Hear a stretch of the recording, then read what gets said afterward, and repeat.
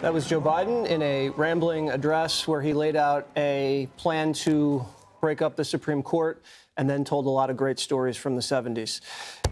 You had something you wanted to say before he so rudely interrupted you, Brian Kilmeade. Well, I just think he just made the Supreme Court even more political if it's indeed possible. And he brings up Project 25 and Roe v. Wade.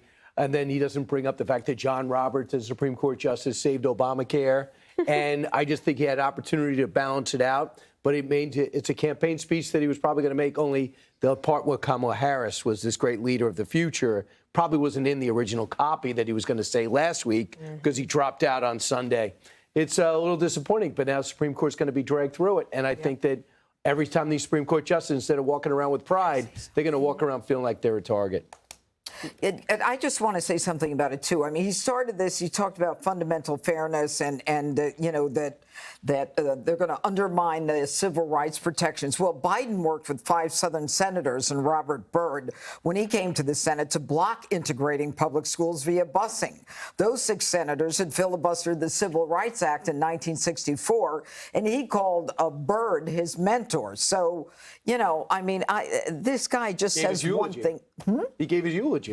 Yeah, he gave his eulogy. And then the other thing, they keep talking about making sure that these Supreme Court justices have an ethics guideline. Sotomayor's staff was always prodding people and colleagues and libraries to buy her books. I mean, don't make it about just one side. But anyway. Well, those things aren't. Those things aren't what? Clarence Thomas and Sonia Sotomayor are not comparable. I mean, Elena Kagan even sent back bagels. Wait, let me tell you something. Okay. You want to make a criticism about Thomas? I should make a criticism about Sotomayor. And then I can add that they're not comparable. You can't decide that they're not comparable. Really? They're both. Wait a minute. You're going to impose on people, you got to buy my boss's book and going out to whenever she lectures? I'm just saying, flitting off on private jets to remote islands, having. Okay, this isn't worth it. Because it's not going your way anymore. You said your point and I said mine. Now let's turn to this. If you thought the Democrats' anti-MAGA agenda couldn't get any more ridiculous, the party rallying behind Kamala Harris by leaning into the word weird to attack Donald Trump and his running mate, J.D. Vance, an apparent callback to Kamala's attack against Trump if she were ever to face him on the debate stage. Well, it's just plain weird. I mean, that's the box you put that in, right? It's not just a weird style that he brings.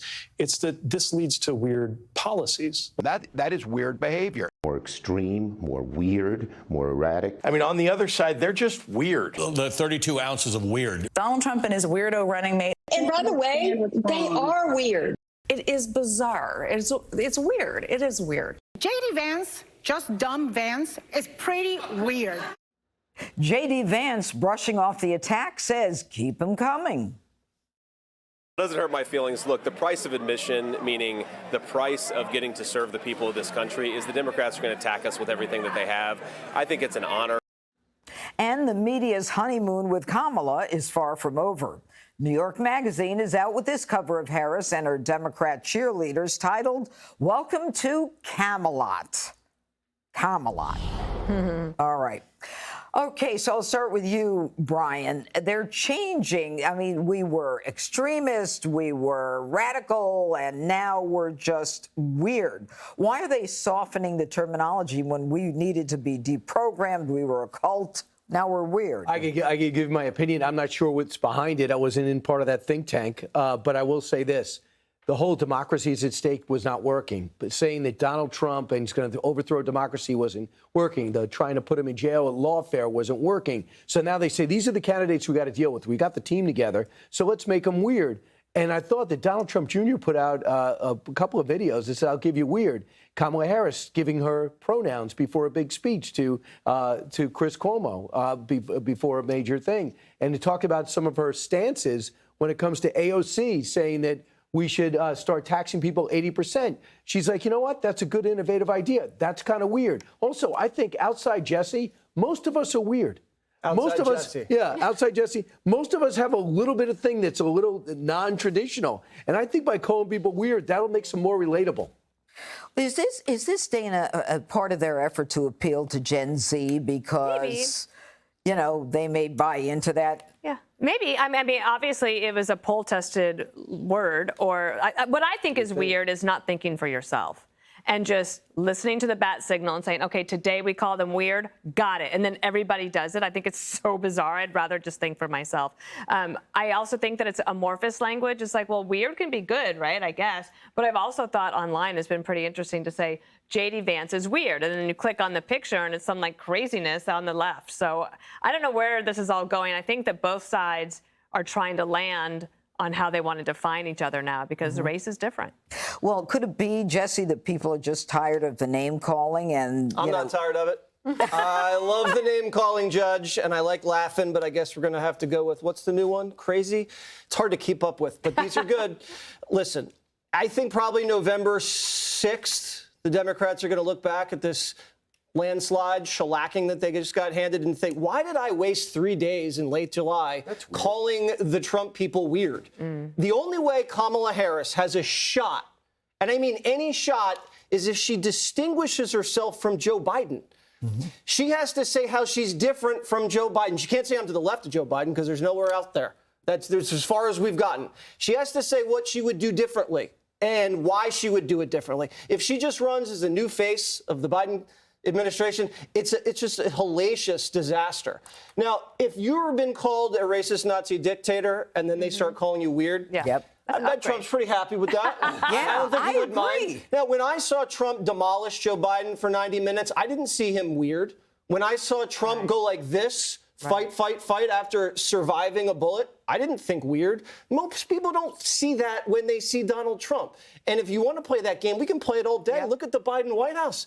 You got cocaine, you got rabid dogs, you got secret Parkinson's doctors, you have Dylan all up in that place. It's political projection. They leaked something. Trump was going to call her weird, so she's like, oh, okay, rubber glue. This is like the lamest thing you've ever... I miss the heady days of the big debates about nuclear policy from the 80s. That's what I really miss, Jessica. Can we get back to that, please? Yes. And Jessica, while I was gone, Kamala, apparently one of the most unpopular politicians in the country, has gone up 8 points. And I don't know that she's done much in the week that I've been gone, but doesn't this show how the media can actually formulate the public's opinion about who they want? Well, I think that applies to us, too, as members of the media, that people watch us on TV and it affects their opinions of things. And there's no doubt that she's had a very good week in terms of coverage, but she's just flat out had a good week. She's done really effective rallies, her team of surrogates, and that's where weird comes from. It comes from Governor Tim Walz from Minnesota, who has a very plain speaking way about him. And he was giving an interview and he said, they're just weird. And then it caught on from there. And I think that people are sick of the vitriol. They are sick of hearing that it's the end of the earth if X thing happens. People did live through 4 years of Donald Trump and came out the other side of it and then went and elected Joe Biden. But they don't feel that he's the existential threat necessarily, as Brian was bringing up. And so there has to be a reframing. But to Jesse's point, that people don't think that Donald Trump is weird. You listen to these rallies where he's talking about sharks getting electrocuted. No, you could say that. If you are not a diehard Trump supporter, the late, great Hannibal Lecter doesn't resonate in the same way. The sharks, the weird stuff about batteries. Like, Donald Trump is not a normal human, and I guess it's only Jesse that is normal in all of this. Should we pull up the tapes of Kamala Harris? But you can play that game. Weird. I mean, I just think that it's. You want to talk batteries? But if you, I mean, you guys spent $10 trillion. You installed 8.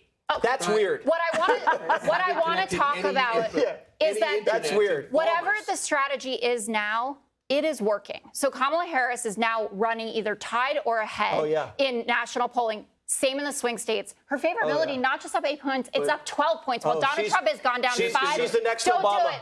She's going to win. And J.D. Vance has gone down 8 points. I'm so nervous. Democratic enthusiasm is up 26 but she's only points. doing one thing. She's reading speeches. Why are you saying, oh, my God? Because I'm like, we have to tease. She's going to win. Oh, my God. Yeah, because we have to tease. Kamala Harris, the next Barack Obama. It's a cultural phenomenon. How do we stop her, Brian? All right. Outrage over the Olympics opening ceremony. Click here to subscribe to the Fox News YouTube page to catch our hottest interviews and most compelling analysis. You won't get it anywhere else.